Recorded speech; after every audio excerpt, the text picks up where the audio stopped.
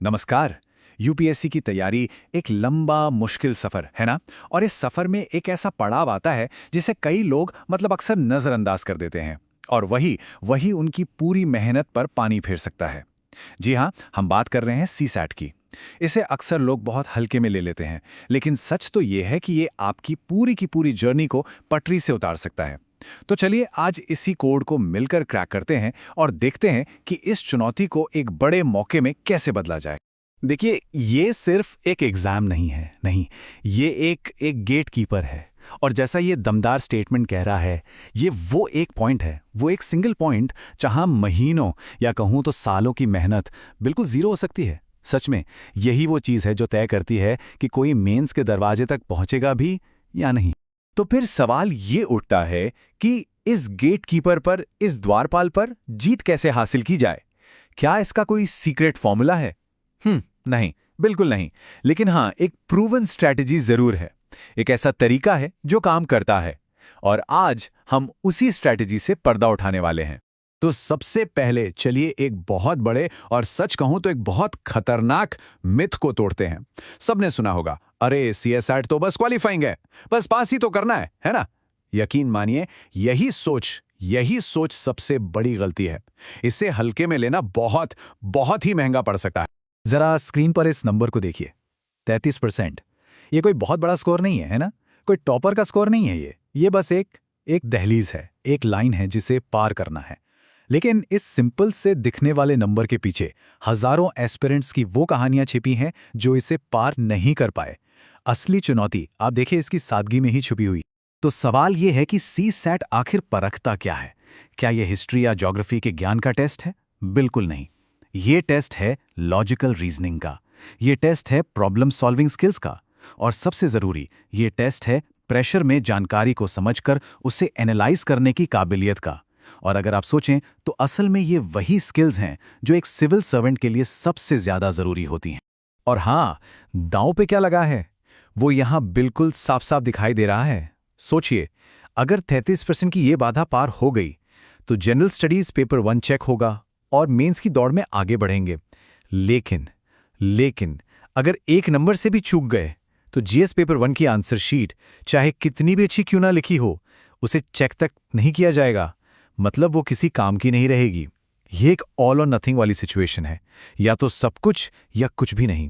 ठीक है, तो अब जब ये समझ आ गया है कि दांव पर क्या लगा है, तो चलिए इस युद्ध के मैदान का एक नक्शा तैयार करते हैं।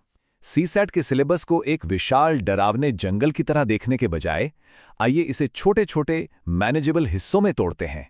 वो हिस्से जहां हम अपनी पूरी ताकत लगा सकते हैं।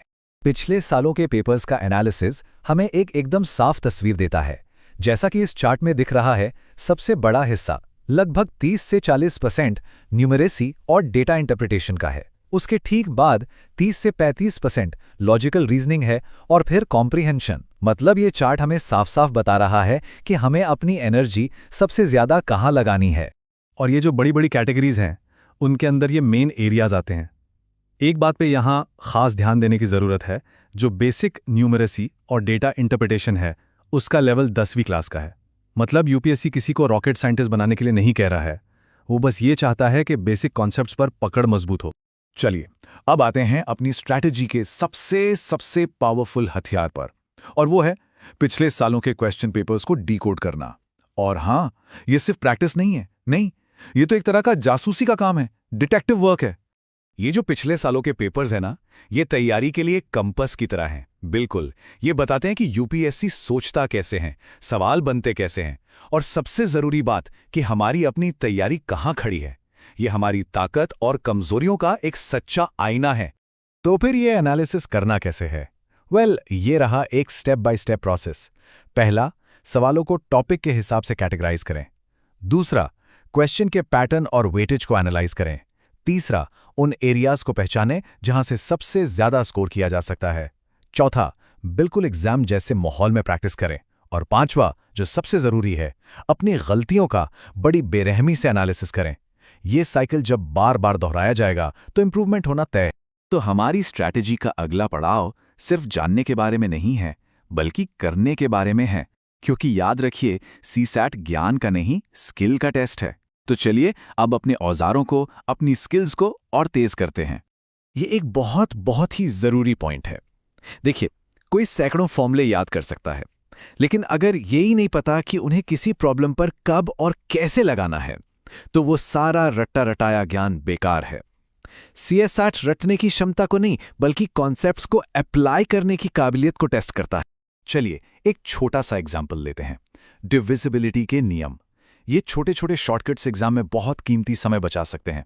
जैसे ये जानने के लिए कि कोई बड़ा सा नंबर 3, 9 या 11 से डिवाइड होता है या नहीं, पूरी कैलकुलेशन करने की जरूरत ही नहीं है। बस एक सिंपल सा रूल अप्लाई करना है। यही तो स्किल है, रटना नहीं। तो इन सभी टुकड़ों को एक साथ रखकर आखिर जीत का रास्ता दिखता कैसा है? ये सब कुछ एक स्ट्रैटेजिक माइंडसेट, एक सही सोच अपनाने पर निर्भर करता है। और ये माइंडसेट इन कुछ जरूरी पिलर्स पर बना है। सबसे पहले सीसेट को रिस्पेक्ट दें, उसे हल्के में ना लें। दूसरा, सिलेबस को छोटे छोटे मैनेजेबल हिस्सों में तोड़ें। तीसरा, पिछले पेपर्स को अपना सबसे बड़ा गाइड बनाएं। चौथा, रटने के बजाय कॉन्सेप्ट्स को समझने पर फोकस करें। और आखिर में स्पीड और एक्यूरेसी के बीच सही बैलेंस बनाने के लिए लगातार प्रैक्टिस करें। और आखिर में एक सवाल, एक सोच, क्या सीसैट सिर्फ एक बाधा है जिसे पार करना है, या फिर ये अपनी एनालिटिकल और प्रॉब्लम सॉल्विंग स्किल्स को दिखाने का एक शानदार मौका है? सोचिए, सही नजरिए के साथ ये एक ऐसी चुनौती है जिससे ना सिर्फ जीता जा सकता है, बल्कि जिसमें असल में चमका जा सकता है। अब नजरिया क्या रखना है, ये फैसला आपका है।